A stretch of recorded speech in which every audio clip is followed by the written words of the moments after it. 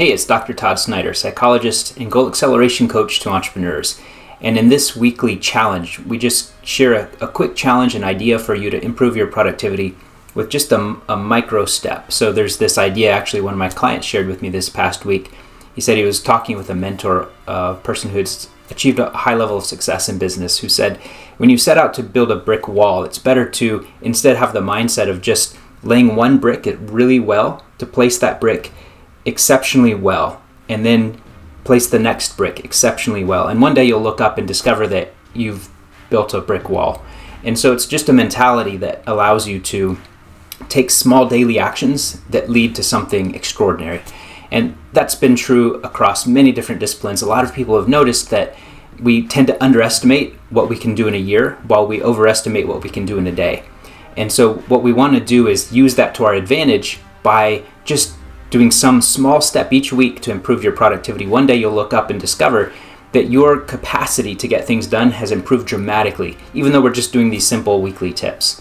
So today, the tip that I want to share with you comes from a story about Ivy League, who was a productivity consultant back in 1918, I believe it was, at what's now called Bethlehem Steel, which is actually only about 10 miles from where I live here. It's no longer called Bethlehem Steel, but at the time, Charles Schwab was the president of Bethlehem Steel, and he brought in Ivy League because he had heard about his productivity consulting package. And Ivy League said, I can help you improve the productivity and output of your business. I'm going to give you my basic plan, and I'm going to come back in 3 months, and you can just pay me whatever you think it was worth. So he gave it to him for free. And as the story goes, when Ivy League came back 3 months later, Charles Schwab gave him $25,000, the equivalent of about $450,000 in today's money, and said, this was worth more than anything else I've ever invested in. So what did Ivy League teach him? He taught him a basic decision-making strategy. And so really, if you think about it, you could say all productivity comes down to decision-making. It's kind of an interesting philosophical analysis of, you could say, there's these mental models, and some people would say, really decision-making comes down to everything that you do now. You're being more far-sighted, and you're doing things now that are investments of your time that pay you back dividends of time saving in the future. But you can also make the case that productivity comes down to decisions, because when you actually sit down to work, you've got to decide what gets your attention. And just to remind you that time management is really a bit of a misnomer, because we don't manage time. Time passes exactly the same way, whether we try to manage it or not. Whether you're extremely productive with your day or not, time's going to pass the same for you as it does for everyone else, no matter what you do. So it's really more about decision management. In order to achieve productivity, we have to engage in decision management.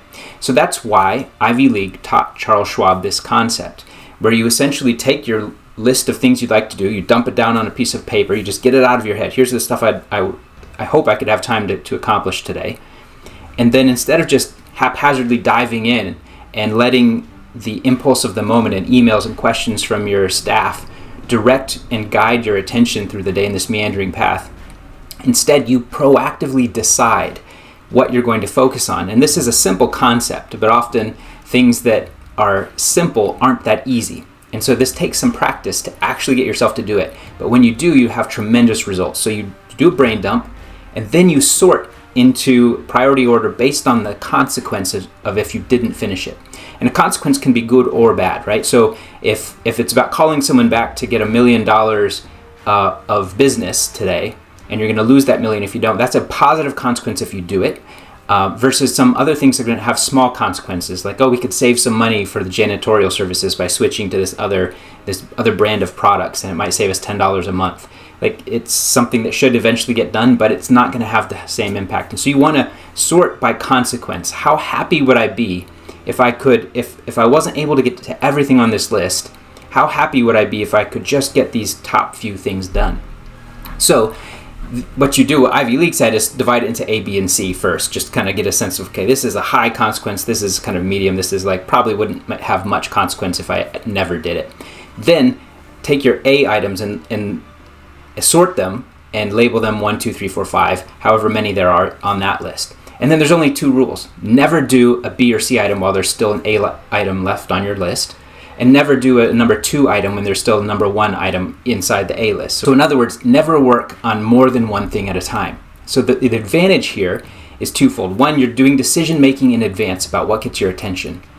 2, you are actually making yourself smarter. And that sounds strange, but there's been research that shows that we not only get into a flow state better when we just have one task and we completely clear our mind and our desk and our browser of anything else but that one task, but we psychologically actually become essentially like a person with a higher IQ is how it appears. And the reason is because the brain isn't trying to hold all of these things in queue of, I'm supposed to respond to that person, but hang on just a second while I just finish this text, and then let's see, where was I here?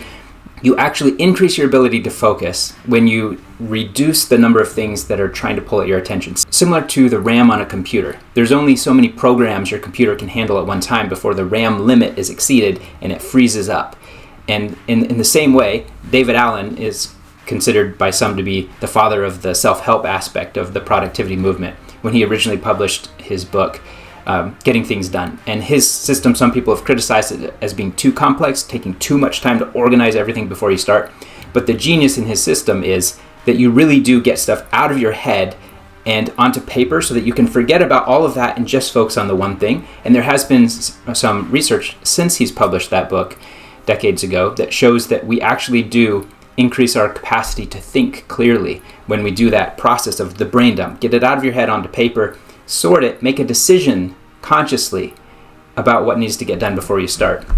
My friend and author Nir Eyal, who wrote the book Indistractable, he has this quote that goes, "The antidote to impulsivity is forethought." And if you think about that, it makes a lot of sense. If you can think, okay, what impulsive things am I likely to get sucked into?